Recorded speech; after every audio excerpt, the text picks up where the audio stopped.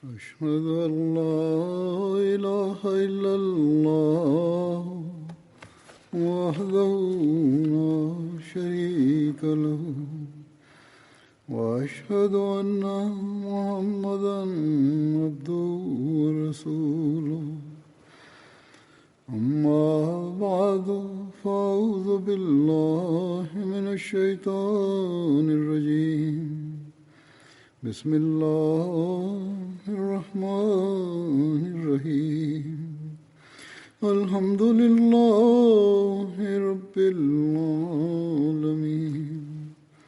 الرحمن الرحيم مالك يوم الدين إياك نعبد وإياك نستعين اهدنا الصراط المستقيم صراط الذين أنعمت عليهم غير المغضوب عليهم ولا الضالين.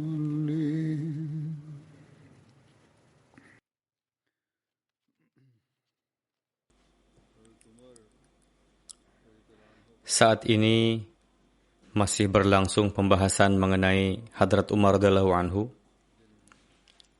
Saya akan sampaikan sebagian berkenaan dengan perang Ghazwat dan Sariyah yang beliau ikuti. Hadrat Umar bin Khattab ikut serta pada perang Badar, Uhud, Khandak, dan seluruh peperangan lainnya bersama dengan Rasulullah SAW. Selain itu, beliau ikut serta dalam banyak perang Sariyah, yang diantaranya beliau bertindak sebagai komandan. Ketika berangkat menuju perang Badar, unta yang dimiliki oleh para sahabat berjumlah 70 ekor. Untuk itu terpaksa ditetapkan satu unta ditunggangi untuk 3 orang secara bergantian. Hazrat Abu Bakar, Hazrat Umar, dan Hazrat Abdurrahman bin Auf bergantian menaiki unta yang sama.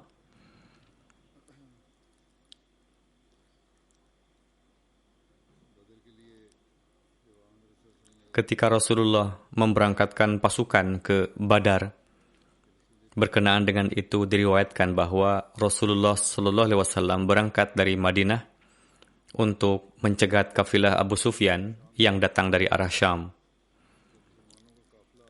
Ketika kafilah Muslim tiba di Zafran, yakni daerah yang terletak di antara lembah Safra, sekitar Madinah, Rasulullah mendapatkan kabar bahwa pasukan Quraisy berangkat dari Makkah untuk melindungi kafilah dagangnya. Rasulullah SAW mengabarkan kepada para sahabat bahwa laskar pasukan Quraisy berangkat dari Makkah dengan cepatnya. Lalu beliau meminta musyawarah dari para sahabat berkenaan dengan ini. Apakah dalam menghadapi musuh kalian lebih memilih kafilah dagang? Para sahabat menjawab, ya. Satu kelompok mengatakan, dalam menghadapi laskar musuh, kami lebih memilih untuk melawan kafilah dagang. Dalam riwayat lain dikatakan bahwa satu kelompok sahabat mengatakan kepada Rasulullah, jika seandainya di awal tadi Tuhan menyebutkan perihal perang kepada kami, maka kami akan melakukan persiapan untuk perang. Sementara kami berangkat dari rumah berencana untuk menghadapi kafilah dagang. Dalam riwayat lain dikatakan, mereka berkata, wahai Rasulullah, sebaiknya Tuhan pergi untuk menghadapi kafilah dagang saja, dan mohon biarkan saja laskar musuh yang datang dari arah Mekah. Mendengar ucapan tersebut, rona wajah beberkat Rasulullah seketika berubah. Hadrat Abu Ayyub meriwayatkan, peristiwa inilah yang menjadi penyebab turunnya ayat berikut, kama akhrajaka rabbuka min baitika bil haqq wa inna fariqam minal mu'minina lakarihun. Artinya, sebagaimana Tuhanmu menyuruhmu pergi dari rumahmu dengan kebenaran, padahal sesungguhnya sebagian dari orang-orang yang beriman itu tidak menyukainya.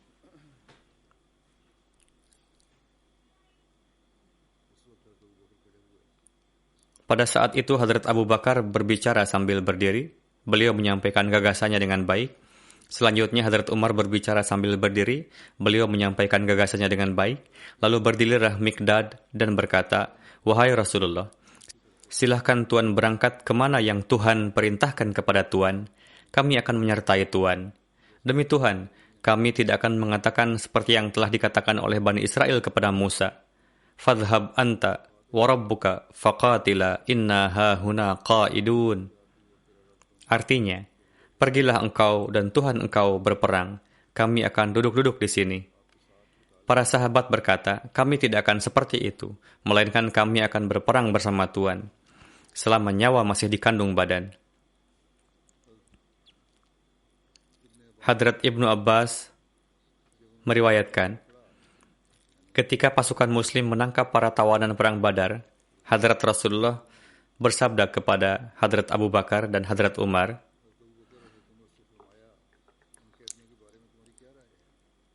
"Apa pendapat Anda berkenaan dengan tawanan ini?" Hadrat Abu Bakar berkata, "Wahai Nabi Allah, mereka adalah kerabat sepupu kita.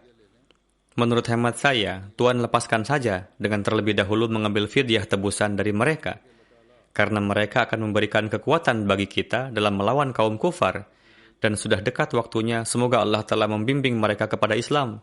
Rasulullah bersabda, "Wahai Ibnu Khattab, apa pendapat Anda?" Hadrat Umar berkata, "Tidak, wahai Rasulullah, demi Tuhan, saya tidak sependapat dengan gagasan Abu Bakar. Menurut hemat saya, mohon Tuhan serahkan para tawanan kepada kami, untuk kami penggal lehernya. Serahkan saja Uqail kepada Ali, untuk dipenggal. Serahkan si Anu kepada saya, untuk saya penggal." Karena memiliki kekerabatan dengan Hadrat Umar, orang itu. Karena semua tawanan itu merupakan para tokoh kufar. Rasulullah SAW lebih mengutamakan gagasan Hadrat Abu Bakar. Hadrat Umar mengatakan, Rasulullah tidak memilih gagasan saya. Hadrat Umar berkata, ketika saya datang pada hari berikutnya, Rasulullah dan Abu Bakar tengah duduk menangis.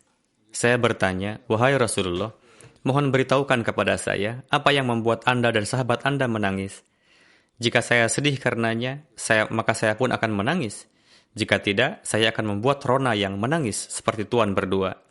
Rasulullah bersabda, "Penyebab menangisnya saya adalah gagasan yang disampaikan oleh kawan-kawanmu di hadapan saya, agar mengambil fidyah tebusan dari para tawanan.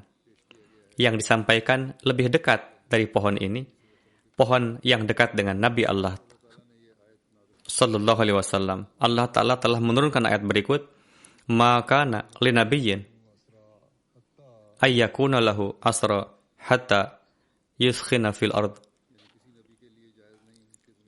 Tidaklah patut bagi seorang nabi untuk menjadikan tawanan tanpa peperangan berdarah di muka bumi. Kemudian setelah melewati dua ayat dikatakan, "Fakulu mimma ghanimtum halalan tayyiba," yakni harta ghanimah yang kalian dapatkan, makanlah yang halal dan yang tayyib di antaranya. Jadi, Allah Ta'ala telah membolehkan untuk memakan harta ghanimah bagi mereka. Diriwayatkan oleh Sahih Muslim. Kalimat permulaan hadis ini, yakni Hadrat Rasulullah dan Hadrat Abu Bakar tengah menangis. Kemudian topik yang diterangkan pada ayat Al-Quran berikutnya membuat riwayat tersebut tidak jelas.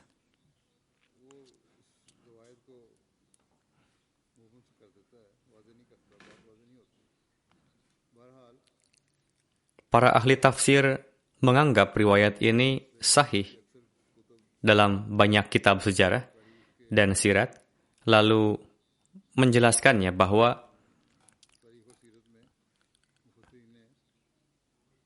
di dalamnya seolah-olah Allah Ta'ala menzahirkan kemarahannya atas keputusan untuk mengambil fidyah tebusan dari para tawanan perang Badar, dan Rasul menyukai gagasan Hadrat Umar. Ketika penulis riwayat hidup Hadrat Umar mengikatkan satu bab terpisah bahwa hukum Al-Quran apa saja yang turun yang berkaitan dengan gagasan Hadrat Umar, di antaranya salah satunya yang dicantumkan adalah berkenaan dengan tawanan perang Badar. Allah Ta'ala lebih mengutamakan gagasan Hadrat Umar. Namun, seperti yang saya katakan, menjadi tidak jelas. Padahal nampaknya para penulis sirat dan ahli tafsir keliru dalam memahaminya. Alhasil, apa yang dijelaskan oleh Hadrat Muslih Maud radhiyallahu anhu didapatkan dari salah satu di antara catatan tafsir yang tidak dicetak, yang mana membantah riwayat-riwayat itu.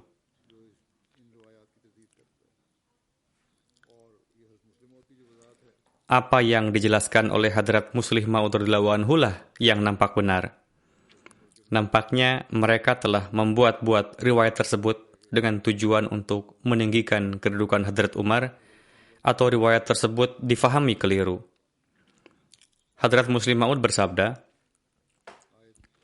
dalam menafsirkan surah Al-Anfal ayat 68, bahwa terdapat tradisi bangsa Arab sebelum lahirnya Islam, beliau menulis, sangat disayangkan di beberapa belahan dunia sampai saat ini masih berlangsung, yakni walaupun tidak ada perang dan walaupun tidak ada pertempuran, kebiasaan bangsa Arab adalah tetap saja menangkap para tawanan dan menjadikannya budak belian.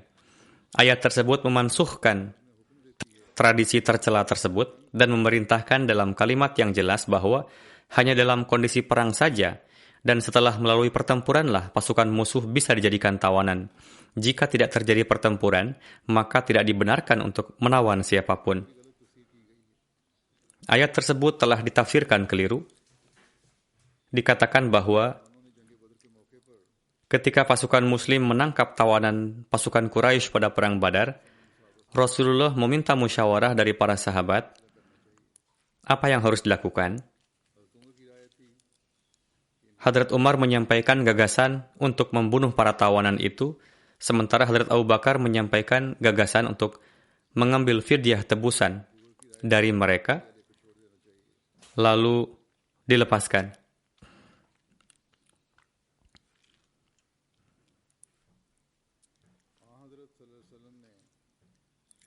Hadrat Rasulullah menyukai gagasan Hadrat Abu Bakar. Pada surat Al-Anfal ayat 68, di dalamnya difirmankan bahwa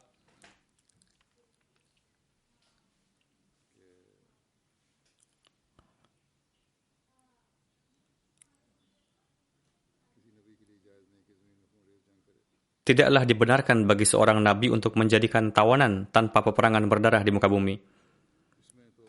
Dalam menjelaskan hal itu, Hadrat Muslih Maud bersabda, gagasan yang diberikan oleh Hadrat Abu Bakar berbeda dengan Hadrat Umar. Hadrat Rasulullah lebih memilih gagasan Hadrat Abu Bakar, yakni mengambil tebusan dari para tawanan lalu melepaskannya. Namun dikatakan, ketika ayat ini turun, seolah-olah Rasulullah tidak menyukai amalan tersebut, yakni lebih baik membunuh para tawanan, bukan mengambil tebusan dari mereka. Itu diambil dari tafsir Tabari. Hadrat Muslih Maud menulis bahwa tafsir seperti itu adalah keliru. Pertama, sampai saat itu Allah Ta'ala tidak menurunkan suatu hukum agar mengambil tebusan lalu melepaskan tawanan. Untuk itu, tidak bisa tuduhan mengambil tebusan itu dilontarkan kepada Rasulullah. Kedua, sebelum itu Rasulullah pernah mengambil fidyah dari 2 tawanan lalu melepaskannya di daerah Nakhlah. Dan Allah Ta'ala tidak menyatakan ketidaksukaan atas amalan tersebut. Ketiga, setelah melewati 2 ayat selanjutnya, Allah Ta'ala memberikan izin kepada umat muslim untuk memakan dari antara harta ghanimah yang halal dan tayyib yang didapatkan.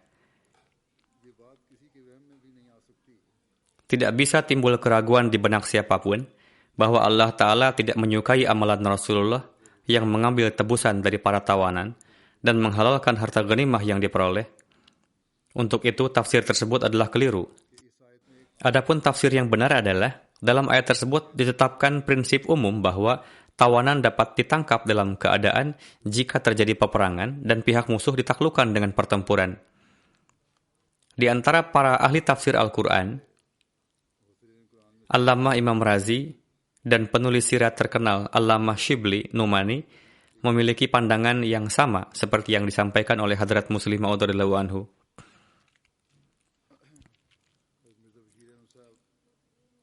Hadrat Mirza Bashir Ahmad Sahib menulis, sesampainya di Madinah, Hadrat Rasulullah meminta musyawarah berkenaan dengan para tawanan. Tradisi di Arab pada masa itu, pada umumnya para tawanan dibunuh atau dijadikan budak belian. Namun tabiat Rasulullah tidak tega melakukan hal itu. Terlebih pada saat itu masih belum turun hukum dari Tuhan berkenaan dengan itu. Hadrat Abu Bakar bertanya, menurut hemat saya, hendaknya diambil tebusan dari para tawanan lalu dibebaskan. Karena bagaimanapun, mereka adalah saudara kita juga dan tidaklah mengherankan jika di antara mereka suatu hari nanti ada yang beat masuk Islam. Namun Hadrat Umar tidak sepakat dengan gagasan tersebut dan berkata, janganlah menghiraukan kekerabatan dalam urusan agama, dan para tawanan ini sudah layak untuk dibunuh, disebabkan oleh ulahnya sendiri. Menurut hemat saya, para tawanan ini hendaknya dibunuh semuanya, bahkan perintahkanlah agar setiap umat muslim membunuh kerabatnya sendiri dengan tangan mereka masing-masing. Rasulullah terpengaruh oleh kerahiman fitrat beliau sendiri, untuk itu menyukai gagasan Hadrat Abu Bakar dan memberikan keputusan yang bertentangan dengan pembunuhan para tawanan, dan memerintahkan untuk melepaskan orang-orang musyrik setelah mereka membayar fidyah dan lain-lain. Lalu kemudian turunlah perintah ilahi terkait ini. Ketika perintah ilahi pun turun agar mereka membayar fidyah, sebagaimana Hadrat Khalifatul Masih kedua pun telah tuliskan, maka menjadikan hadis ini sebagai dasar kekecewaan Rasulullah SAW dan Hadrat Abu Bakar adalah tidak masuk akal. Alhasil, Hadrat Mirza Bashir Ahmad Sahib menulis, saat itu fidyah yang ditetapkan sesuai dengan kemampuan setiap orang adalah antara 1 hingga 4 dirham, lalu semua tawanan pun dilepaskan. Terkait pernikahan putri Hadrat Umar, yakni Hadrat Hafsah dengan Rasulullah SAW, di mana dijelaskan bahwa suami Hadrat Hafsah saat kembali dari Perang Badar sakit lalu meninggal. Maka kemudian Rasulullah menikahi Hadrat Hafsah. Selengkapnya seperti tertera dalam Sahih Bukhari, yaitu Hadrat Abdullah bin Amr menjelaskan ketika Hadrat Hafsah binti Umar menjanda dari Khunais bin Hudzaifah Sahmi, beliau adalah seorang sahabat Rasulullah SAW yang ikut Perang Badar, lalu wafat di Madinah. Maka Hadrat Umar berkata,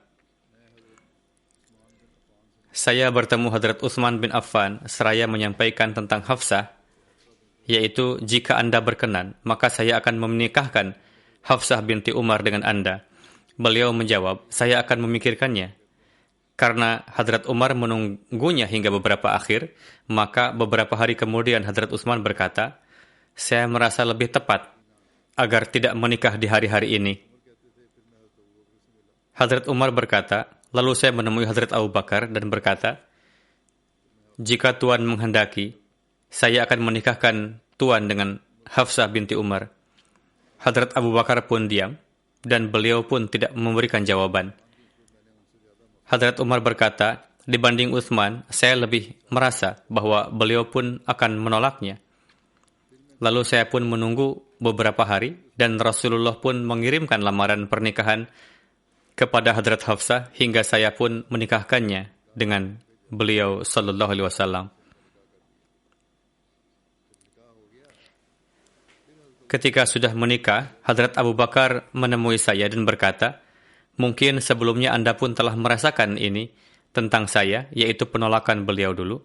Ketika saat itu Anda menyebutkan mengenai Hafsah dan saya tidak merespon apapun, maka saya berkata, ya, saya merasakannya. Beliau berkata, sebenarnya tentang hal yang Anda sampaikan itu, tidak ada halangan dari saya untuk tidak menjawabnya. Namun saya mengetahui bahwa Rasulullah pernah menyebutkan Hadrat Hafsah, dan tidaklah saya akan menampakkan rahasia tentang Rasulullah SAW ini. yakni saat itu Hadrat Abu Bakar telah mengetahui bahwa Rasulullah SAW telah menyatakan keinginannya untuk meminang Hadrat Hafsah.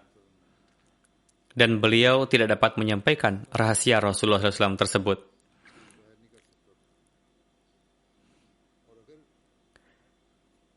Dan apabila Rasulullah SAW menolaknya, maka saya pasti akan menerima lamaran Anda ini. Inilah jawaban yang telah diberikan oleh Hadrat Abu Bakar. Rincian peristiwa ini pun terdapat dalam buku Sirat Khatamun Nabiyyin, karya Hadrat Mirza Bashir Ahmad Sahib. Dikatakan bahwa salah satu putri Hadrat Umar bin Khattab yang bernama Hafsah, dulu beliau dinikahkan dengan Khunais bin Hudzaifah, seorang sahabat mukhlis yang ikut dalam perang Badar. Setelah perang Badar, Khunais pun sakit sekembalinya ke Madinah, dan karena penyakit itu pun beliau lantas tak tertolong meninggal. Beberapa masa setelah kewafatan beliau, Hadrat Umar berpikir keras untuk menikahkan Hadrat Hafsah kembali. Saat itu usia Hafsah adalah di atas 20 tahun. Karena kesederhanaan fitrat Hadrat Umar, beliau pun menemui Hadrat Utsman bin Affan dan menyampaikan, "Anakku Hafsah telah menjanda, dan sekiranya Anda menghendaki, menikahlah dengannya." Namun Hadrat Utsman menolaknya. Setelah itu Hadrat Umar menyampaikan kepada Hadrat Abu Bakar, di mana Hadrat Abu Bakar pun diam dan tak menjawabnya. Hadrat Umar amat sedih dengan ini, dan dalam kesedihan inilah beliau menemui Rasulullah dan menceritakan semuanya. Beliau bersabda, "Umar, janganlah khawatir, Tuhan telah meridai agar Hafsah mendapatkan suami yang lebih baik dari Utsman dan Abu Bakar, dan Utsman akan mendapatkan istri yang lebih baik dari Hafsah."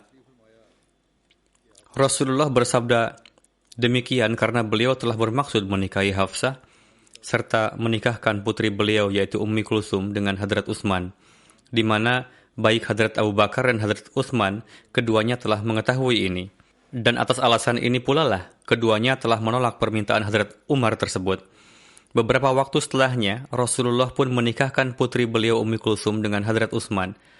Lalu kemudian beliau pun melamar Hafsah kepada Hadrat Umar.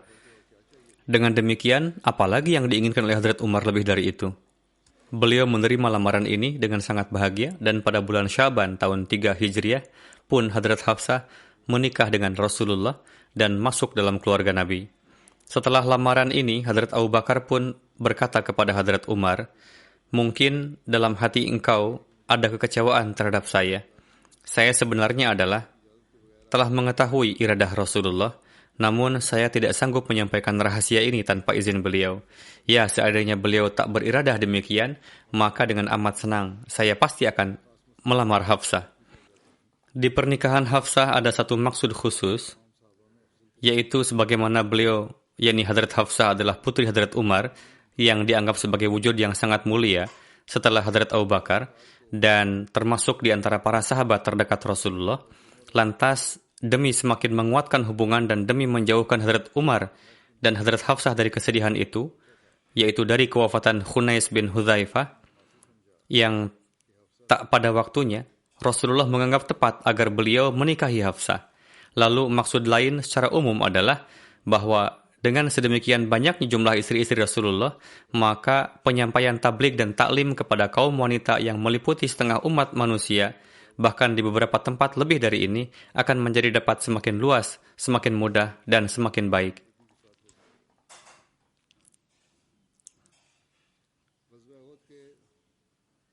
Terkait perang Uhud, tertera melalui riwayat dari Hadrat Umar,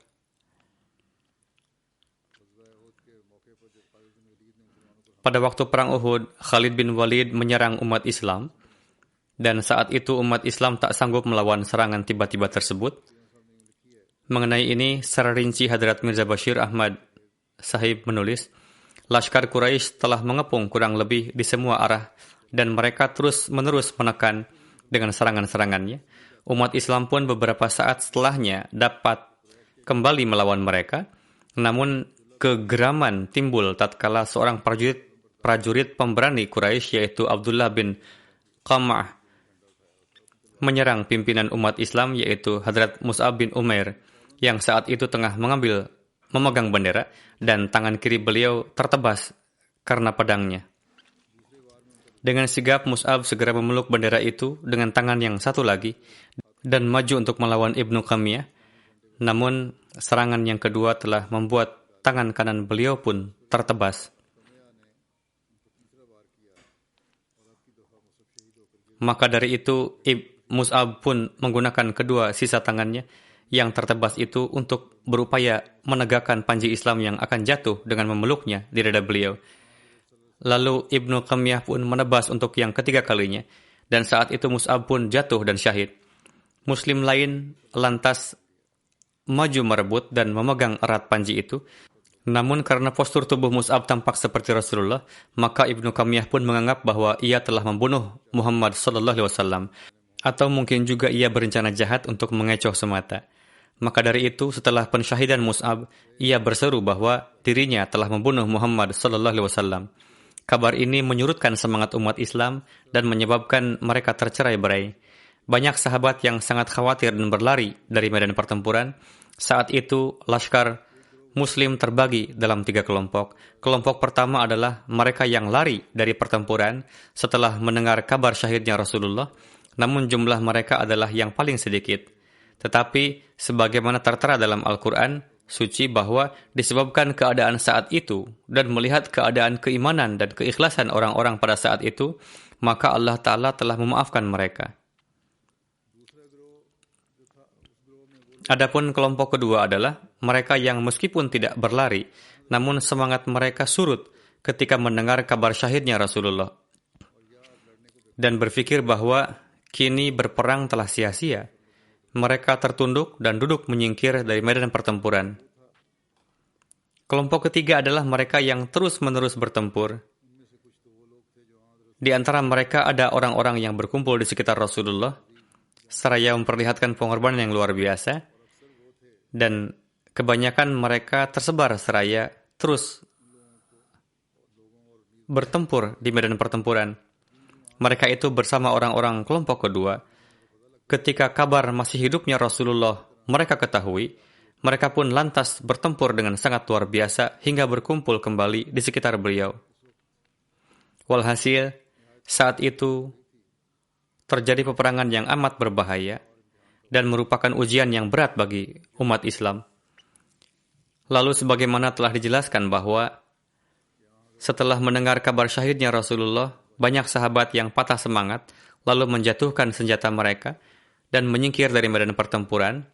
Di antara mereka pun ada Hadrat Umar yang tertunduk seraya duduk di satu sisi. Jadi, mereka itu terduduk di satu sisi medan pertempuran. Lalu datang seorang sahabat yaitu Anas bin Nazar Ansari dan berkata kepada mereka, "Apa yang kalian lakukan di sini?" Mereka menjawab, "Rasulullah telah syahid. Sekarang apa gunanya bertempur?"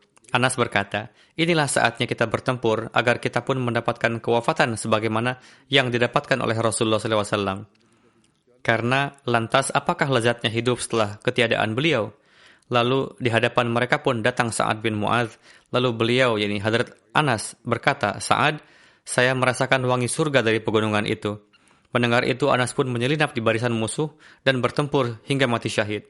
Setelah pertempuran diketahui bahwa di tubuh beliau terdapat lebih dari 80 luka dan tak dapat dikenali bahwa jasad siapakah ini. Hingga akhirnya saudara perempuan beliau melihat jari beliau dan mengenalinya. Pada waktu Rasulullah SAW sampai di lembah Uhud, sekelompok kafir menyerang ke arah lembah dan di antara mereka ada Khalid bin Walid. Saat itu Huzur Sallallahu Alaihi Wasallam berdoa, "Allahumma innahu la yanbaghi lahum ayya'luna." Ya Allah, janganlah mereka sampai kepada kami. Melihat ini, Hadrat Umar bin Khattab bersama beberapa orang muhajirin bertempur melawan mereka dan mengusir mereka. Hadrat Mirza Bashir Ahmad Sahib menulis,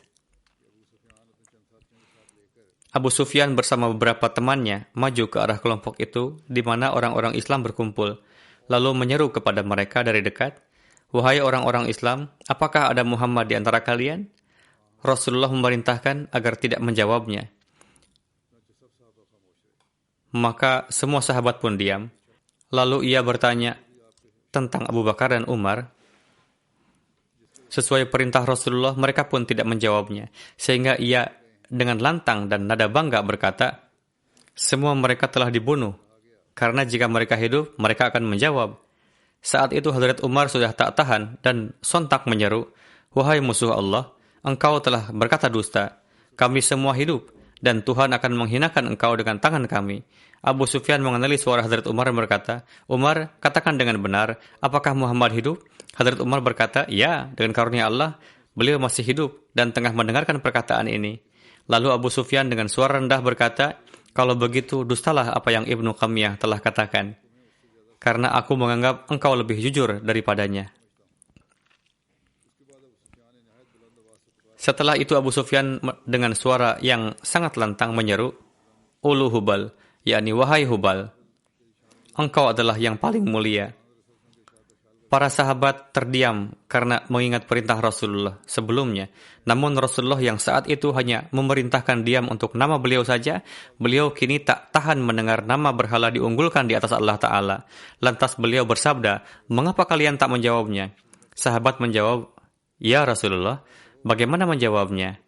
Beliau bersabda, "Katakan, Allahu a'la wa ajal, yaitu yang tertinggi dan terbesar hanyalah milik Allah Ta'ala." Abu Sufyan berkata, "Lanal uzza wala uzza lakum." Bersama kami ada uzza dan tidak ada kemuliaan bersamamu. Rasulullah bersabda kepada para sahabat, "Katakanlah, Allahu maulana wala maula lakum."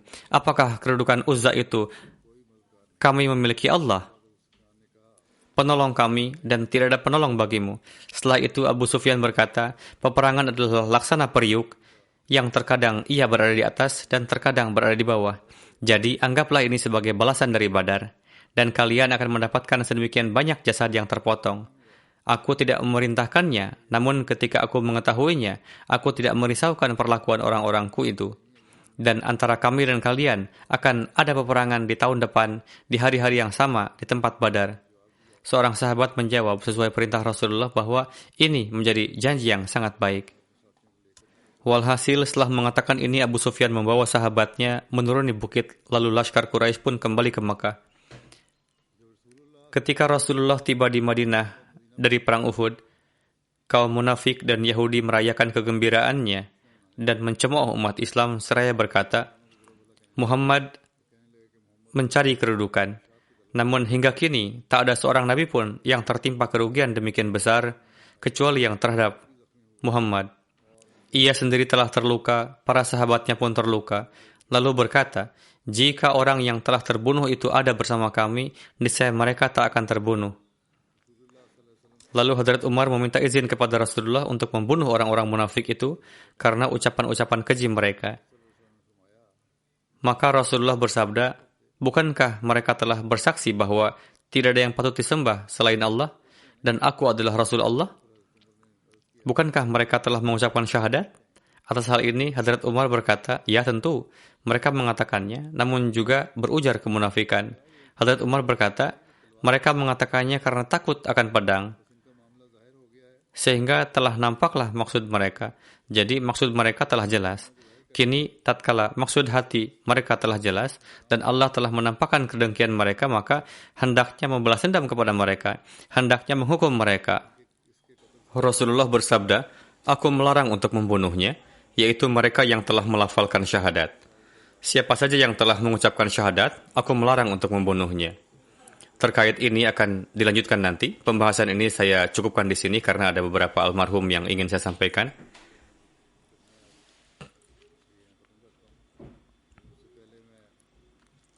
Tapi sebelumnya saya ingin menyampaikan permohonan doa. Pada minggu yang lalu pun saya telah sampaikan, doakan untuk warga Palestina yang terzalimi, meskipun telah terjadi gencatan senjata, namun sejarah memberitahu kita bahwa setelah beberapa lama kemudian, dengan satu dan lain cara, dengan satu dan lain alasan, musuh akan terus menjadikan warga Palestina sasaran kezaliman, dan itu dilakukan dengan berbagai dalih. Semoga Allah Ta'ala menurunkan kasih sayangnya dan memberikan kemerdekaan yang hakiki kepada warga Palestina.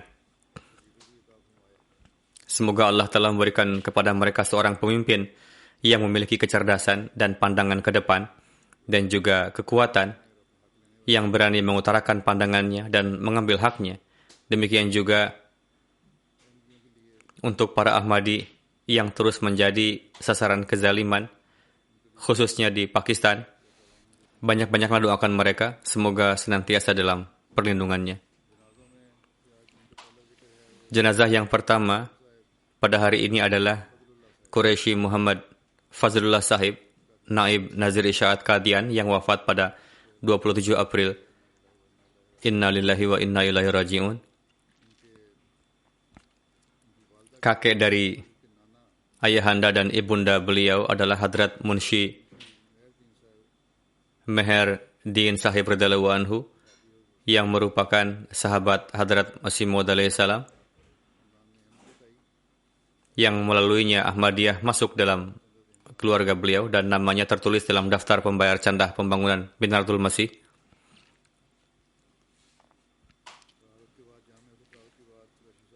Setelah lulus dari Jamiah, Qureshi Sahib berkhidmat mengajar di Jamiah Ahmadiyah selama 31 tahun, 5 bulan dan mengajar pelajaran Al-Quran, Urdu Kalam, Saraf Nahu, gramatikal bahasa Arab dan sebagainya. Dan total masa pengkhidmatan beliau adalah selama 37 tahun.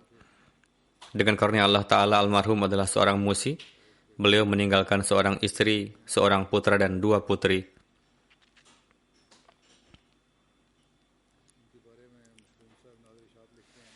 Makhdum Sahib Nazir Isyaat menulis mengenai beliau bahwa ketika di Jamiah, beliau adalah seorang dosen yang penuh kasih sayang. Beliau memperlakukan para mahasiswa dengan penuh cinta, keakraban dan persahabatan, serta selalu bekerja dengan kejujuran dan ruh wakaf.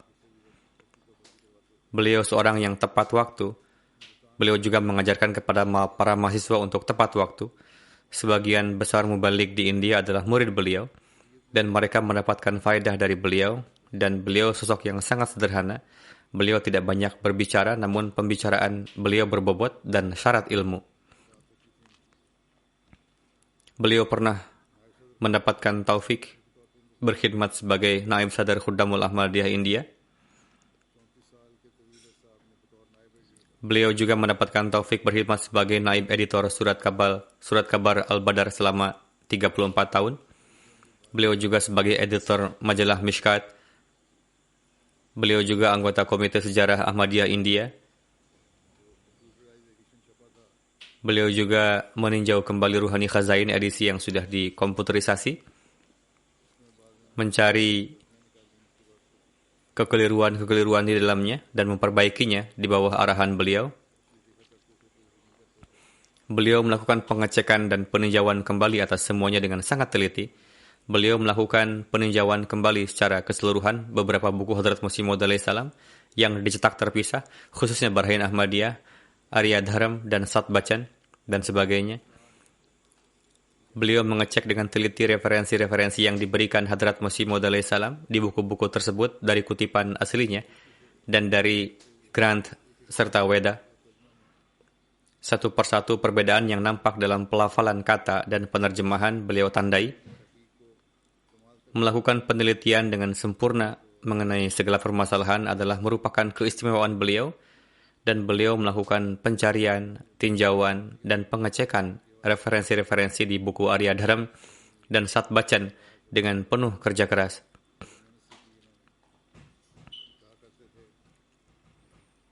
Beliau selalu mengatakan bahwa buku Hadrat Masih Maud alaihissalam ini telah disajikan sebagai sanad untuk umat Hindu dan Sikh, dan kedua buku tersebut sangat penting dalam menghadapi kedua agama ini. Oleh karena itu, harus dicek dengan teliti dan referensi-referensinya harus diperbaiki. Beliau juga banyak berkhidmat dalam mempersiapkan software untuk Al-Quran yang diterbitkan jemaat dengan gaya penulisan Khatte Manzur dan dibuat di perusahaan Bombay, dan beliau banyak berperan di dalamnya.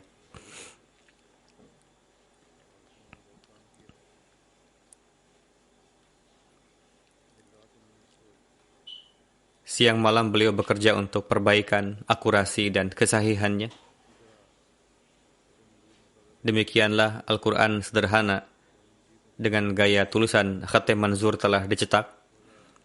Beliau juga banyak bekerja dalam mempersiapkan Al-Quran terjemahan bahasa Inggris oleh Hadrat Maulwi Syair Ali Sahib.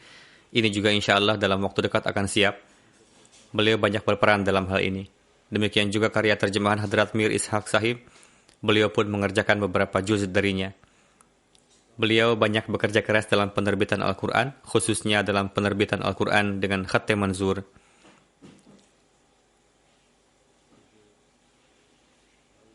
Nazir Isyaat menulis, almarhum adalah dosen saya dan paman saya juga.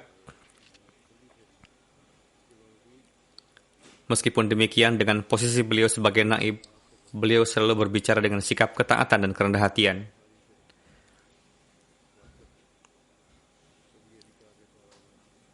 Tidak pernah mengatakan bahwa saya adalah dosen kamu, atau dari sisi hubungan keluarga saya lebih tua dari kamu. Seorang dari antara mahasiswa beliau menulis bahwa semasa sebagai mahasiswa beliau tidak pernah mengambil cuti dari jamiah, dan setelah itu semasa mengajar di jamiah pun beliau tidak pernah mengambil cuti. Semoga Allah Ta'ala menganugerahkan maghfirah dan kasih sayangnya kepada almarhum. Jenazah yang kedua adalah seorang mubaligh jemaat, Sayyid Bashiruddin Ahmad Sahib. Beliau juga dari Kadian. Beliau wafat pada usia 83 tahun. Inna lillahi wa inna ilaihi raji'un. Beliau adalah cucu dari Sayyiduddin Sahib radhiyallahu anhu, seorang sahabat. Beliau seorang ahli ibadah, rajin tahajud, rajin berdoa, sosok yang sederhana. Almarhum seorang musi. Beliau meninggalkan 3 orang putra dan ketiganya berkhidmat di kantor-kantor anjuman.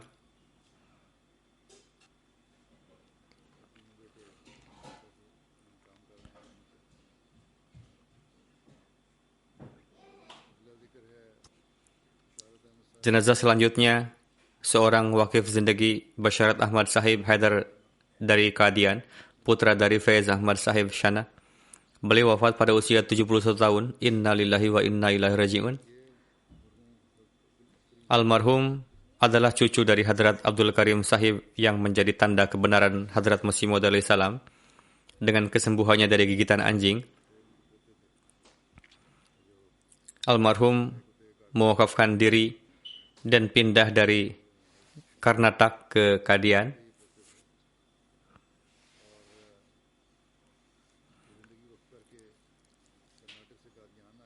Kemudian setelah menyelesaikan pendidikan di Madrasah Ahmadiyah, beliau berkhidmat di berbagai kantor. Lalu beliau ditetapkan sebagai in-charge Departemen Rishanata dan berkhidmat di sana. Beliau berkhidmat selama 46 tahun. Meskipun berpenghasilan kecil, namun beliau biasa memakai pakaian yang rapi dan menjalani hidup dengan sangat sederhana. Beliau seorang yang berakhlak luhur dan baik hati. Almarhum seorang musi. Selain seorang istri, beliau meninggalkan 3 orang putri dan yang ketiganya beliau berikan pendidikan dengan baik dan ketiganya menikah dengan wakafin zindagi. Jenazah selanjutnya yang terhormat Dr. Muhammad Ali Khan Sahib, Amir Jemaat Ahmadiyah daerah Peshawar, yang wafat pada bulan lalu di usia 67 tahun. Inna lillahi wa inna ilaihi raji'un.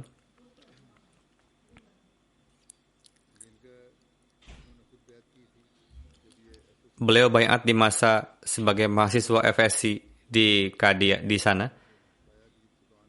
Beliau mengatakan, saya sedang duduk di toko paman saya di sana ketika seseorang yang sangat terhormat datang. Dan ketika beliau pergi, paman saya mengatakan, tahukah kamu bahwa yang tadi itu adalah seorang Kadiani, yakni Ahmadi. Beliau seorang yang sangat baik. Beliau mengatakan, ini adalah perkenalan pertama dengan jemaat. Kemudian di Medical College ada seorang teman sekelasnya yang Ahmadi. Almarhum menanyakan bagaimana pandangannya mengenai Hadrat Isa alaihissalam. Teman almarhum menjawab, telah wafat. Maka Dr. Muhammad Ali Sahib mengatakan, saya juga mempercayai bahwa beliau alaihissalam sudah wafat. Atas hal ini, pelajar Ahmadi tersebut berpemikiran bahwa almarhum harus ditablighi. Singkatnya, almarhum dibawa ke rumah misi. Di sana diperkenalkan mengenai jemaat. Mubaligh di jemaat tersebut adalah Basharat Bashir Sindi Sahib. Almarhum melihat beliau mengenakan kemeja dan celana, dan ini membuat almarhum terkesan karena beliau seorang maulwi juga, dan seorang maulwi yang sangat modern. Singkatnya, Basharat Bashir Sahib memberikan buku Dawatul Amir untuk almarhum baca. Almarhum mengatakan, hari itu juga ketika saya selesai membacanya, saya merasa yakin bahwa Ahmadiyah adalah benar. Beliau baiat pada tahun 73 dan pada tahun 74 Hadrat Khalifatul Masih yang ketiga rahimahullah merestui baiat beliau. Ketika pada tahun 74 beliau menjadi Ahmadi, terjadi kerusuhan di kampus dan dalam bentuk pertemuan anak-anak dari kampus beliau itu menangkap beliau dan menyuruh untuk mengingkari Ahmadiyah. Mereka telah mengetahui bahwa beliau sekarang seorang Ahmadi. Mereka mengancam akan membunuh beliau. Singkatnya, pihak administrasi kampus tidak bisa berbuat apa-apa. Pada saat itu, rektor dari universitas adalah Ali Khan, putra dari Bacha Khan. Ia datang ke sana dan melepaskan almarhum dari orang-orang itu, lalu membawanya. Dan dengan kendaraannya, ia membawa almarhum keluar kota, lalu meninggalkannya.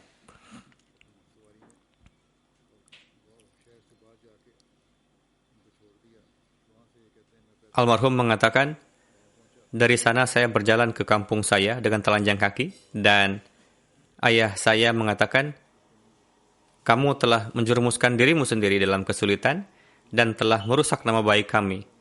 Mengapa tidak tinggalkan saja Ahmadiyah? Beliau menjawab, saya tidak bisa meninggalkan Ahmadiyah. Selanjutnya terus terjadi perdebatan dengan ayah almarhum dan dikarenakan kondisi yang memburuk, almarhum tidak bisa melanjutkan pendidikannya. Kondisinya sangat buruk waktu itu, namun almarhum tetap teguh dalam jemaat. Suatu hari ayah almarhum mengatakan, mari kita selesaikan masalah ini, tinggalkanlah Ahmadiyah.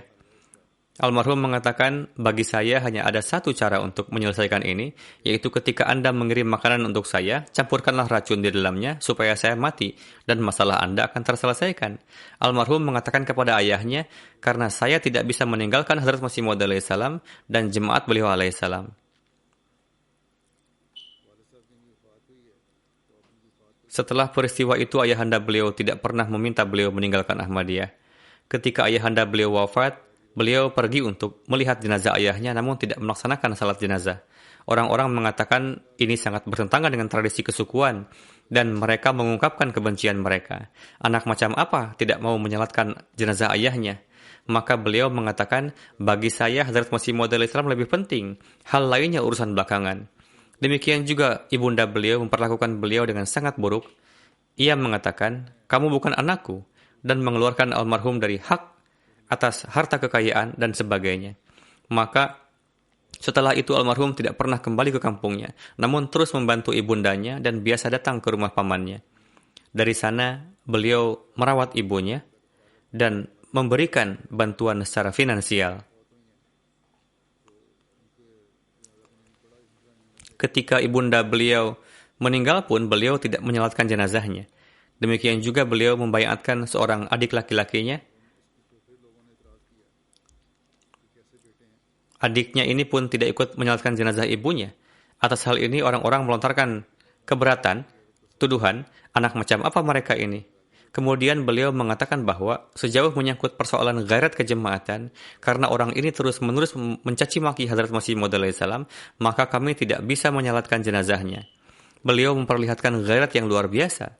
Beliau berkhidmat selama 37 tahun di ketentaraan dan pensiun dengan pangkat sebagai letnan. Beliau seorang dokter. Pada saat pensiun, beliau juga mendapatkan medali penghargaan militer dari presiden.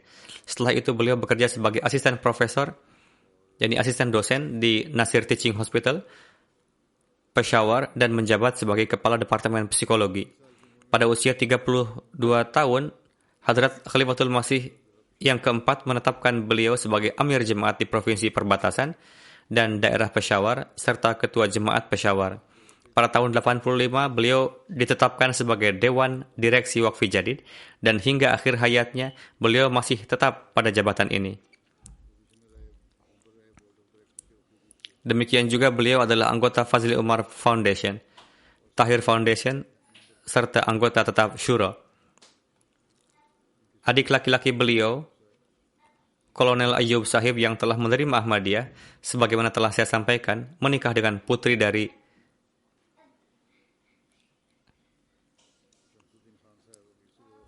Syamsuddin Khan Sahib.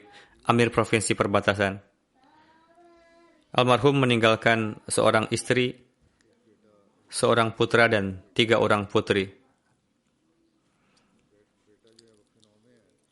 Seorang putra beliau adalah Wakfenau yang saat ini tengah berkhidmat di Tanzania di bawah Humanity First. Beliau menulis,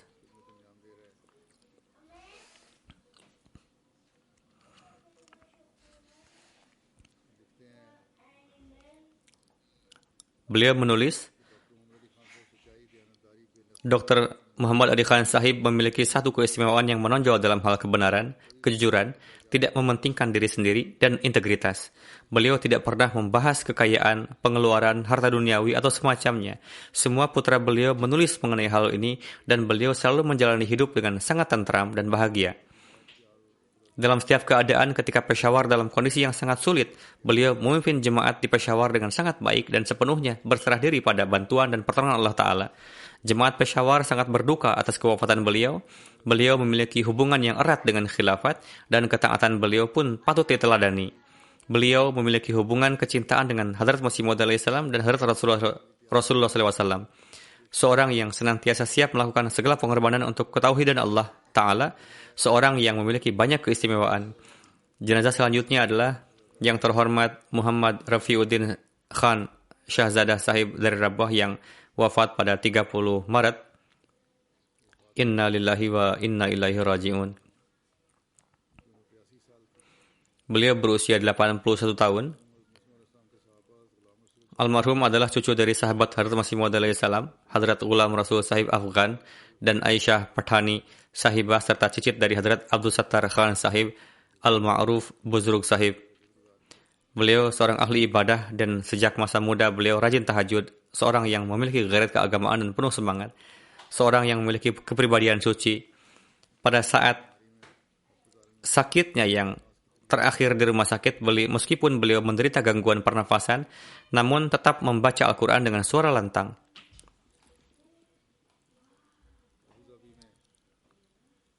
Ketika bertugas di Angkatan Udara, beliau pergi ke Abu Dhabi. Di sana dalam pertemuan Angkatan Udara, seorang maulwi mengatakan bahwa orang Qadiani wajib dibunuh. Maka beliau dengan berani berdiri dan mengatakan, saya seorang Ahmadi, bunuhlah saya. Namun singkat kata beliau kemudian mengundurkan diri dari sana dan datang ke Pakistan. Di sini beliau membuka toko obat dan pada masa itu beliau juga sebagai ketua kelompok Darur Rahmat Syarqi Rajiki. Demikian juga beliau ikut serta dalam program Pushto Muzakarah di MTA kurang lebih 50 episode. Beliau memperlakukan setiap orang di kelompok tersebut dengan penuh kasih sayang, layaknya seorang ayah. Beliau biasa membantu perekonomian orang lain secara diam-diam. Beliau seorang musi. Selain seorang istri, beliau meninggalkan 2 putra dan 4 putri. Jenazah selanjutnya, Ayaz Yunus Sahib dari Australia. Pada 24 Maret, beliau wafat dikarenakan tenggelam dalam musibah banjir di New South Wales, negara bagian Australia. Inna lillahi wa inna ilaihi raji'un. Beliau seorang khadim yang banyak melakukan pengkhidmatan dan beliau mengatakan kepada Pak Sadar bahwa jika Anda memerlukan sesuatu, kapanpun Anda memerintahkan saya akan datang. Beliau senantiasa hadir untuk berkhidmat dan mengatakan kepada setiap orang bahwa pintu rumah saya terbuka, kapanpun memerlukan bantuan, datanglah. Beliau dengan bersemangat membantu setiap orang. Beliau masih muda, belum menikah. Pihak pemerintah memberikan visa kepada kedua orang tua almarhum untuk datang dari Pakistan dan pemakaman beliau dihadiri utusan dari pihak pemerintah.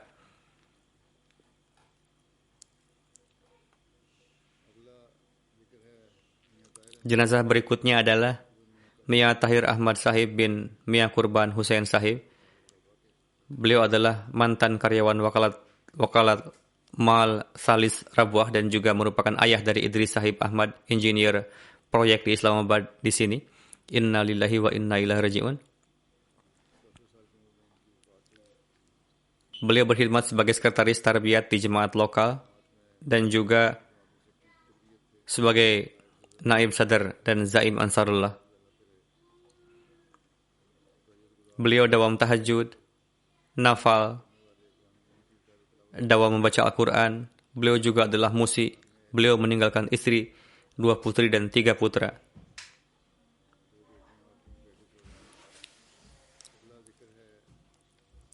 Jenazah berikutnya adalah Rafiq Aftab Sahib, UK, ayahanda dari Farooq Aftab Sahib. Beliau wafat pada bulan April lalu pada usia 63 tahun. Inna lillahi wa inna ilaihi raji'un.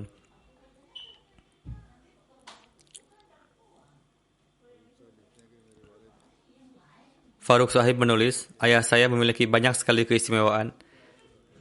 Rendah hati, saleh, dapat bergaul dengan siapapun, periang, dan berkepribadian mulia.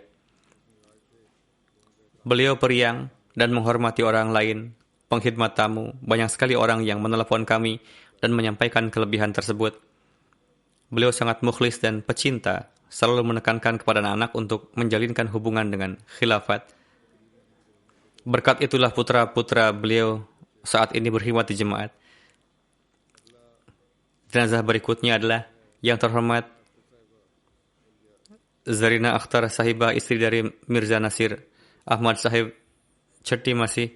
Beliau adalah dosen Jamiah Ahmadiyah UK dan wafat pada bulan lalu. Inna lillahi wa inna ilaihi raji'un. Beliau juga adalah putra keturunan sahabat Hadrat Masih Maud alaihi salam. Beliau memenuhi hak untuk mengkhidmati orang tua, mertua dengan penuh kesabaran dan rasa syukur. Beliau juga melewati hidup dengan wakif zindagi dengan penuh kesetiaan dan qanaah. Beliau juga tinggal di Ghana. Meskipun kondisi ekonomi yang sangat sulit, namun beliau melewatinya dengan penuh kesabaran dan rasa syukur. Tidak pernah mengeluh. Beliau adalah musi'ah. Satu putra beliau adalah wakif zindagi bernama Mirza Taqir Ahmad, saat ini berkhidmat di MTA.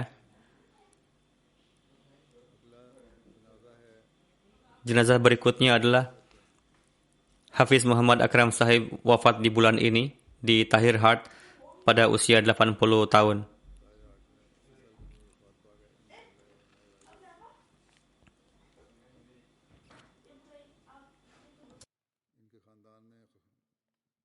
Ahmadiyah masuk ke dalam keluarga melalui Hadrat Khalifatul Masih yang pertama radhiyallahu anhu. Setelah itu kakek beliau melakukan baiat secara tertulis pada zaman Hadrat Masih Maud alaihi salam, yakni bukan baiat di atas tangan, tapi secara tertulis. Satu cucu beliau saat ini berkhidmat di kantor Private Secretary UK.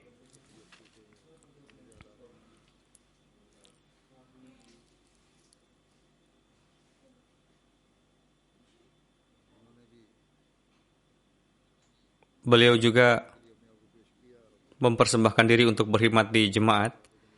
Ketika beliau pergi menemui Muhammad Ahmad Sahib Mazhar, mantan Amir Daerah Faisalabad, untuk mendapatkan pengesahan, Pak Amir Daerah mengatakan, jika Anda ingin mengkhidmati agama, datanglah kemari. Kemudian, beliau berkhidmat di sana sebagai karyawan. Beliau melewati seumur hidup untuk berkhidmat di jemaat Faisalabad dan senantiasa mendahulukan agama di atas dunia. Beliau seorang musi. Beliau telah melunasi hisah jaidat semasa hidup. Beliau dawam tahajud dan tidak bolong-bolong. Beliau mendapatkan taufik untuk mengajar Al-Quran kepada anak-anak dan mengajarkan hafalan. Putra tertua beliau pun menjadi hafiz Al-Quran berkat beliau. Jenazah berikutnya adalah yang terhormat Chaudhry Nur Ahmad Nasir Sahib, wafat beberapa hari lalu pada usia 82 tahun. Beliau adalah putra sulung dari Chaudhry Muhammad Abdullah Sahib Darwesh Qadian. Dua putra beliau dengan karunia Allah Ta'ala adalah wakaf zindagi. Pertama, berkhidmat sebagai prinsipal sekolah kita di Liberia. Kedua, Mansur Ahmad Nasir yang juga merupakan prinsipal, dan Mansur Ahmad Muzaffar mendapatkan taufik berkhidmat di Ghana sebagai mubalik. Keduanya tidak dapat menghadiri prosesi jenazah almarhum karena tengah berkhidmat di rantau. Almarhum adalah musi.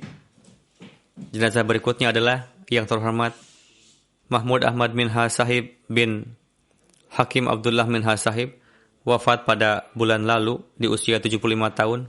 Inna lillahi wa inna ilaihi raji'un. Salah satu putra beliau adalah Mubaligh bernama Rashid Mahmud Minhas menuturkan, almarhum adalah sosok yang memiliki sifat sederhana dan banyak keistimewaan lainnya. Dawa melaksanakan tahajud, pencinta khilafat, dan senantiasa bersedia untuk menolong orang-orang miskin dan membutuhkan. Sehubungan putra beliau tersebut saat ini tengah berkhidmat di Ghana sehingga tidak bisa menghadiri dalam pengurusan jenazah almarhum. Begitu juga saudara beliau lainnya yang saat ini tengah berada di Malaysia. Semoga Allah telah menganugerahkan ketabahan kepada anak keturunan dan keluarga yang ditinggalkan oleh para almarhum, dan semoga Allah telah menganugerahkan derajat yang tinggi kepada para almarhum dan memberikan maghfirah dan kasih sayangnya. Setelah salat Jumat nanti saya akan memimpin salat jenazah gaib untuk mereka, insyaallah.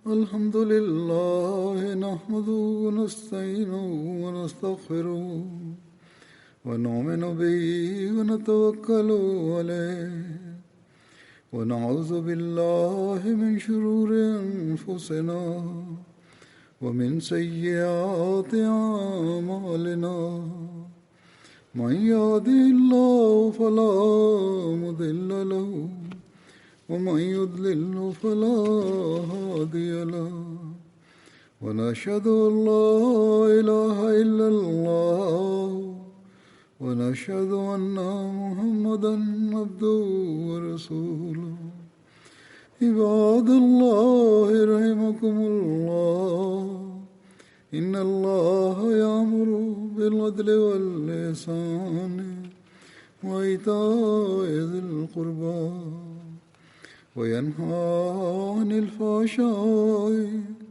والمنكر والبغي يعظكم لعلكم تذكرون اذكروا الله يذكركم وادعوه يستجب لكم ولذكر الله أكبر.